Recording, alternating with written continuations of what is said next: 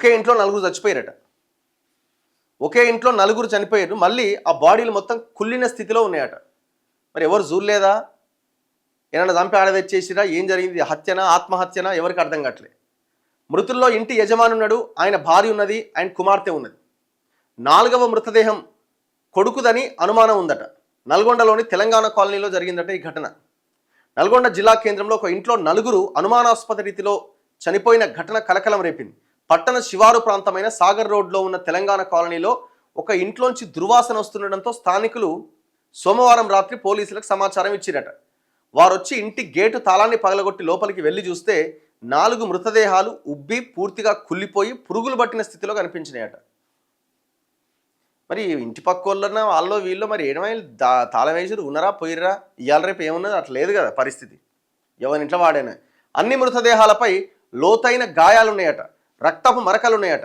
వీరిని ఎవరైనా హత్య చేశారా లేదంటే ఆత్మహత్య చేసుకున్నారా అనేది తేలాల్సి ఉన్నది. మృతులను ఇంటి యజమాని మహమ్మద్ సుల్తాన్, అతని భార్య హసీనా, కుమార్తె అఫ్సారాగా గుర్తించారు. 4వ మృతదేహాన్ని గుర్తించాల్సి ఉన్నదట. అయితే అది సుల్తాన్ కొడుకుదే అని అనుమానం వ్యక్తం చేస్తున్నారట.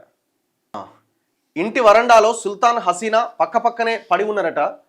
కాస్త దూరంలో బాత్రూమ్కి దగ్గరగా ముజామిల్ మృతదేహం పడి ఉన్నదట. పడక గదిలో మంచం కింద తీవ్ర గాయాల మధ్య రక్తస్రావం జరిగిన స్థితిలో ఆ పాప మృతదేహం ఉన్నదట. వీరంతా 4-5 రోజుల క్రితం చనిపోయి ఉంటారు అని భావిస్తున్నారు. సుల్తానా, హసీనా మృతదేహాలపై తీవ్ర గాయాలున్నాయి. ముజామిల్దిగా భావిస్తున్న మృతదేహానికి ప్యాంటు తొడల వరకు విప్పి ఉన్నట్టుగా పోలీసులు గుర్తించారట. సుల్తాన్ సీట్ల కవర్లు కుట్టే షాప్లో పనిచేస్తున్నట. ఎవరు? ఆ ఇంటి యజమాని. హసీనా పట్టణంలోని ఒక ప్రైవేట్ స్కూల్లో ఉపాధ్యాయురాలుగా పనిచేస్తుంది. ఆయన భార్య.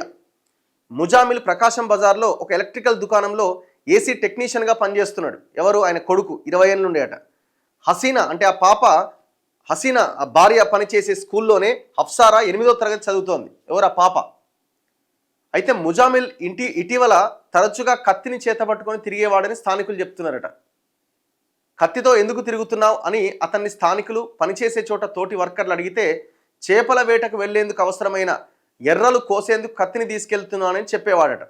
ఈ కోణంలో పోలీసులు విచారణ చేయాల్సిందని స్థానికులు చెప్తున్నారు. మరి తండ్రే చంపిండా, ఏమైంది, ఏం అర్థం కాని పరిస్థితి.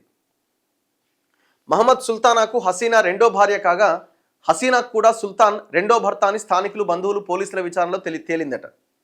సుల్తాన్ మొదటి భార్య చనిపోగా హసీనాను పెళ్లి చేసుకున్నట. ముజామిల్, హఫ్సారా ఇద్దరు సుల్తాన్ మొదటి భార్య పిల్లలట. హసీనాకు కూడా మొదటి వివాహ సమయంలో ఒక కూతురుందట. ఆమెకు వివాహం జరిపించినట్లు స్థానికులు చెప్తున్నారు. హఫ్సారాను హసీనా ప్రతిరోజు తన స్కూటీ పైనే స్కూల్కు తీసుకెళ్లేదట. మరి ఏమైంది, కత్తి ఎందుకు పట్టుకున్నాడు, అంతా మిస్టరీగా ఉంది. మరి తండ్రే చంపిండా, ఏం జరిగింది, విచారణలో తేలాలి.